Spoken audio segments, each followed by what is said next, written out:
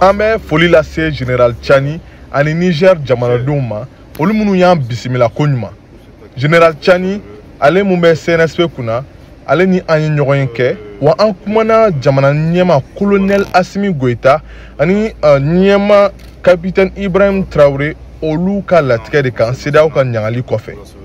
k'a fɔ ka jɛya ko an bɛ Niger jukɔrɔma don don sabula an ni Niger an bɛɛ ye kelen an taabolow ye kelen wa an ka jamanaw gunnen don ɲɔgɔn na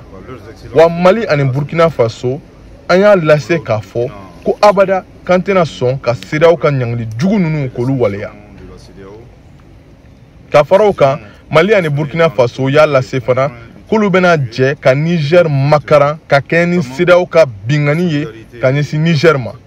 M'a fɔ ka jɛya ko kɛlɛ fɛrɛ fɛn o fɛn mana bila sen kan ka ɲɛsin jamana dɔ ma k'a sɔrɔ o jamanaw ɲɛma ma jɛ n'a ye o ye bingani de ye wa Mali ani Burkina Faso olu tɛna jɛ ni o ye abada. M'a fɔ ka jɛya fana ko a bɛ san 10 ani kɔ bɔ ko Mali, Burkina Faso ani Niger k'an bɛla ka fura ɲini OTAN jamanaw ka walew la o kɔlɔlɔ mun bɛ ka s'a ma u ka kɛlɛfɛrɛw kɔfɛ Libi jamana kan. O yɛrɛ de kosɔn an b'an yɛrɛ ɲininka k'a fɔ ko ni Libi ta ye san 10 ani kɔ ta yala u ka sɔrɔdasiw bila ka na Niger ka na bin Niger kan o bɛna san joli ta san 20 30 walima san 50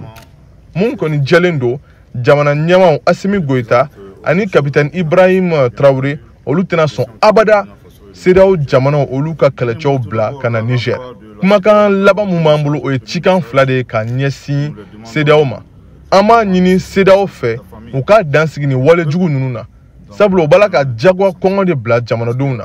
an mago tɛ ni ɲangiliw la sabula jamanadenw olu sɛgɛnnen don. Cikan filanan o bɛ kɛrɛnkɛrɛnna ka ɲɛsin CEDEAO ka kangarida de ma ni o ultimatum ye o kɔni o ka d'anw ye kosɛbɛ. CEDEAO bɛ fili la u tun kan ka kankari gɛlɛn o de da ka ɲɛsin jatigɛwalikɛlaw ma a bɛ san 10 bɔ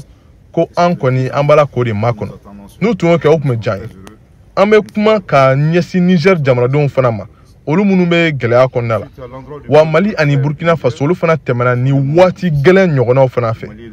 an b'a dɔn ko a ma nɔgɔn o de kosɔn an b'an ka dɛmɛ lase Niger jamanadenw ma an k'an jija